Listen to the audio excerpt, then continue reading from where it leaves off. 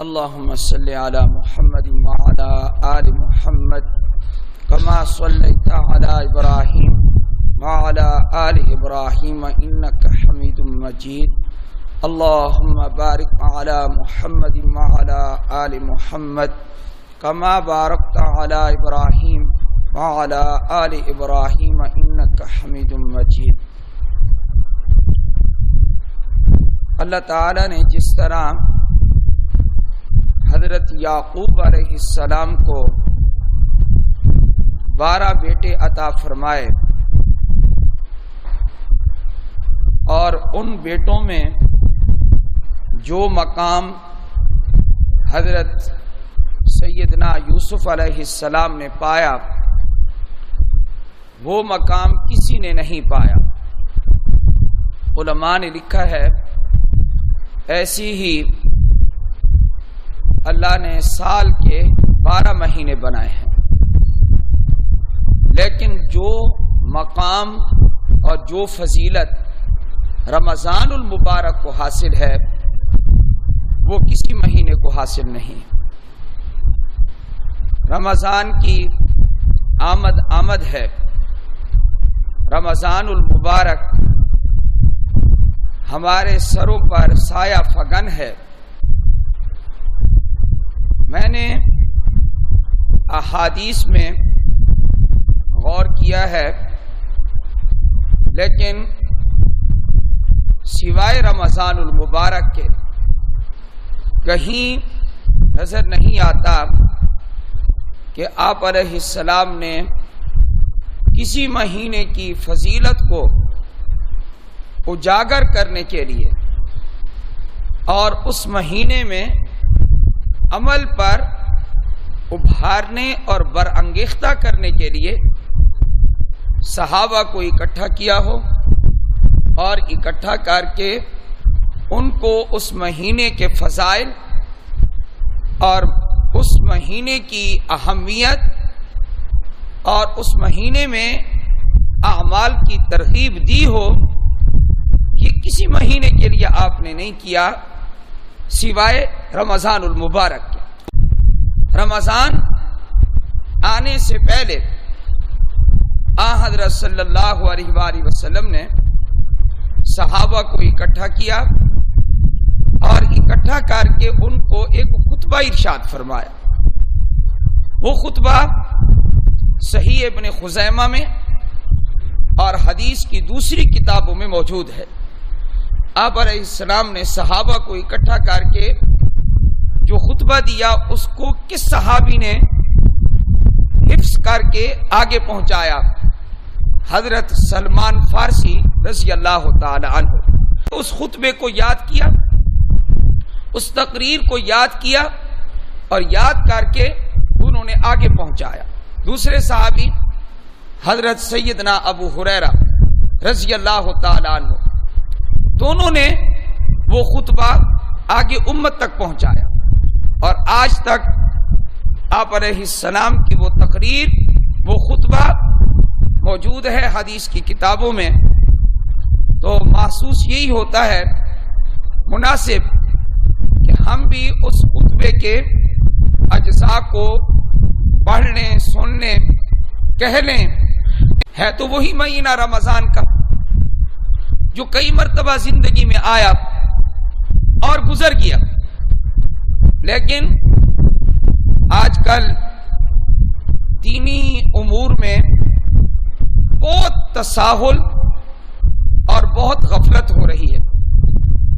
خود مسلمانوں کی حالت زار ہے کہ مسلمان بھی بالکل متوجہ نہیں ہیں رمضان کی فضیلت، رمضان کی اہمیت سننے کے لیے، بلکہ وہ یہ کہتے ہیں کہ یہ باتیں پرانی ہیں۔ یاد رکھیں کہ یہ باتیں پرانی ہیں، اس پر ہمیں خوش ہونا چاہیے کہ ہمارا دین پرانا ہے، ہمارا دین نیا نہیں ہے، ہمارا دین گھڑا ہوا نہیں ہے، ہمارا دین وہی ہے جو 1400 سال پہلے حضرت محمد مصطفیٰ صلی اللہ علیہ وسلم نے پیش کیا تھا۔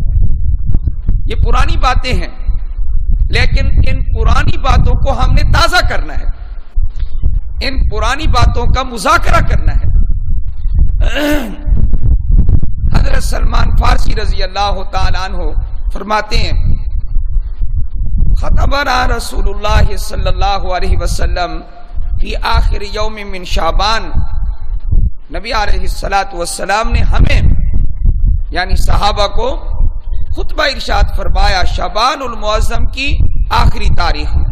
ارشاد فرمایا فقال یا ایھا الناس، اے لوگو، قد اغلکم شہر عظیم، تمہارے اوپر سایہ کیا ہے عظمت والے مہینے نے۔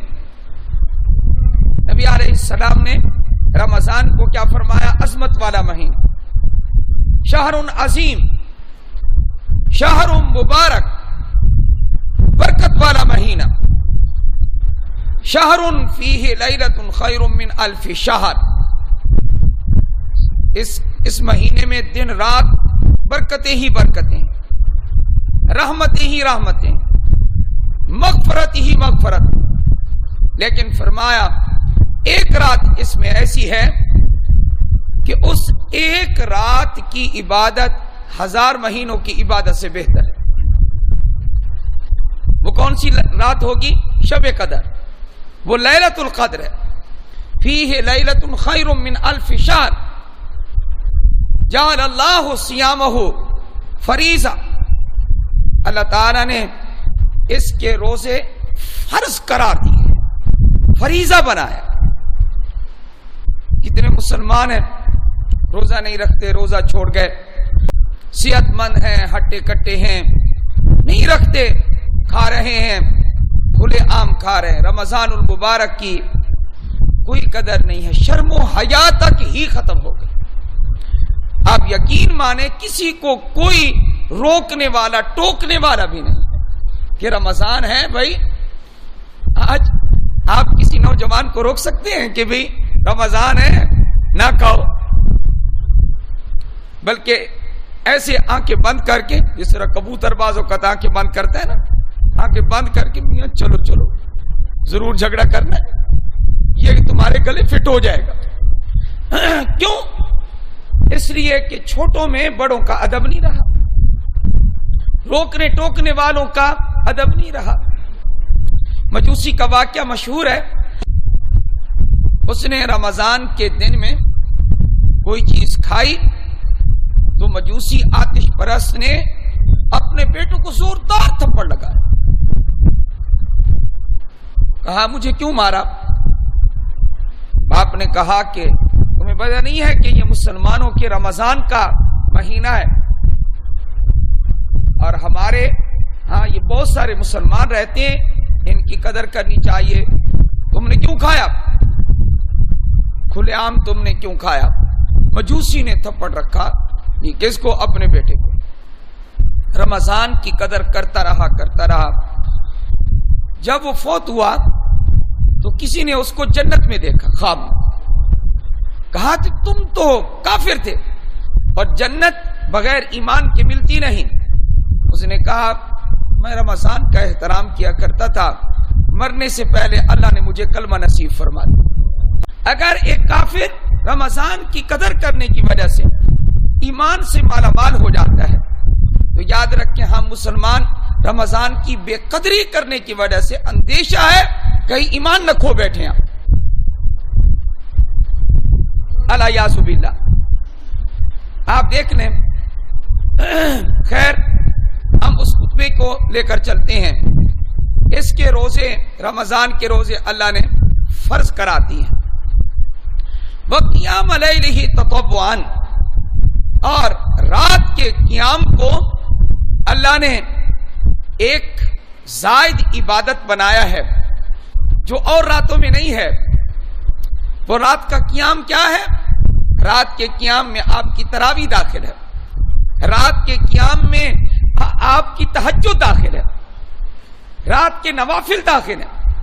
ہمارے اکابر ایسے بھی گزرے ہیں، آج کل فون ہے، اس وقت ڈاک ہوتی تھی، ہمارے اکابر نے ڈاک کا سلسلہ بند کر دیا۔ انہوں نے کہا رمضان میں ہم کسی کا خط نہیں پڑھیں گے، ہم اپنی عبادت میں مصروف ہیں۔ انہوں نے اپنے ڈاک کا سلسلہ بند کر دیا، خطوط کا سلسلہ، رمضان میں کوئی جواب نہیں ہوگا۔ تبدیلی لاتے تھے اپنے معمولات میں، لیکن ہمارے ہاں یہ موبائل، اس میں کوئی تبدیلی نہیں آئے گی، ویسے کا ویسے رہ جائے گا، یہ چلتا رہے گا، سنتے رہیں گے، دیکھتے رہیں گے، سب کچھ ہوتا رہے گا۔ رمضان ہے تو کیا ہوا، آج پہلا روزہ، کل دوسرا روزہ، پرسوں تیسرا روزہ، میں ہم وقت لگا دیں گے۔ رات کے وقت وہ ہمارے اکابر حضرات اللہ والے وہ ساری رات جاگ کر نوافل پڑھ کے قرآن پڑھ کے گزارتے تھے۔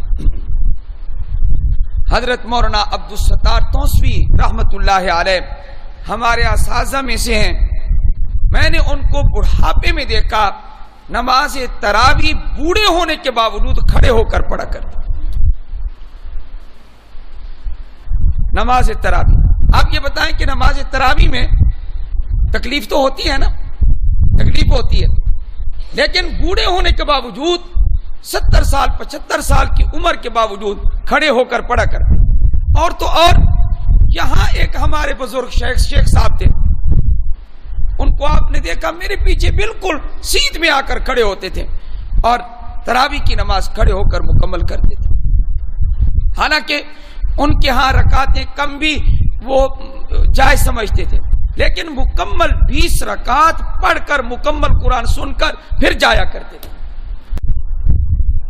آپ حضرات کے سامنے بہت سارے حضرات کو یاد ہوں گے وہ، بلکہ ایک دن مجھے کہنے لگے نماز تراویح کے لیے میں باقاعدہ طاقت کی 1-2 گولیاں کھا کے آتا ہوں تاکہ نماز تراویح میں جو ہے قوت برقرار رہے، ہمت پیدا ہو، میں کھڑا ہو سکوں۔ کھڑے ہو کر پڑھتے تھے۔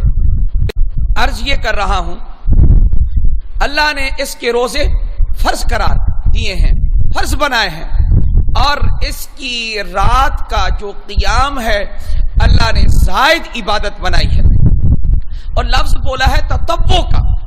تطوع اس عبادت کو کہتے ہیں تو جو دل کی خوشی سے کی جائے اس کو تطوع کہتے ہیں۔ تو ہمیں چاہیے کہ ہم تراویح پڑھیں، باقاعدہ پڑھیں اور دل کی خوشی سے پڑھیں۔ پسینہ آئے گا، گرمی ہوگی، کبھی بجلی نہیں ہوگی، کبھی 5 منٹ لیٹ ہو جائے گا، امام منزل کبھی زیادہ ہوتی ہے، کبھی کم ہوتی ہے، کبھی مشکل ہوتی ہے، کبھی آسان ہوتی ہے، تو ان تمام باتوں کو ہم نے پورا مہینہ برداشت کرنا۔ یہ ذہن بنائیں کہ ان باتوں کو ہم نے برداشت کرنا ہے، اور ملے گا کیا، وہ انشاءاللہ احادیث آئیں گی کہ کیا ملے گا۔ نبی علیہ السلام نے فرمایا اس کے روزے فرض، رات کی عبادت زائد، من تقرب فیہ بخصلۃ من الخیر، جس نے اس رمضان کے مہینے میں کوئی نفل کام کیا، کان کمن ادى فریضۃ فیما سواہ، اس کو اتنا ثواب ملے گا جتنا غیر رمضان میں فرض عبادت پر ثواب ملتا ہے، تو فرض کے برابر اللہ ثواب بڑھا کر وہی ثواب فرض والا رمضان میں نفل عبادت پر عطا فرماتا۔ نفل کا ثواب فرض کے برابر ہے۔ اتنا عظیم مہینہ کوئی اور مہینہ ہو تو مجھے دکھائے کہ نفل کا ثواب فرض کے برابر ہو جائے، کوئی مہینہ نہیں ہے۔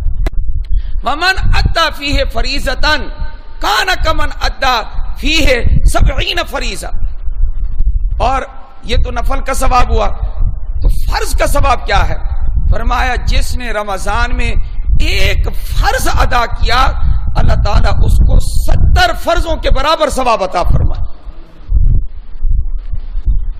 اور مہینوں میں 70 فرض ادا کرنے پر جتنا ثواب، رمضان المبارک میں ایک فرض ادا کرنے پر اتنا ثواب ملتا ہے۔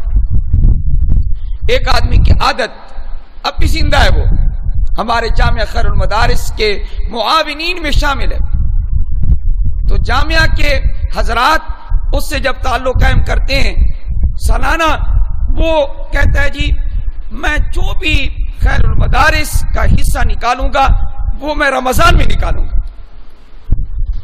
تو رمضان المبارک اتنا عظیم مہینہ ہے، جو آدمی اس میں کوئی بھی کام کرتا ہے، حالانکہ زکوٰۃ فرض ہے، تو جو آدمی اس مہینے میں ایک زکوٰۃ ادا کرے اس کو 70 زکوٰۃوں کے ادا کرنے کا ثواب عطا کیا جائے گا۔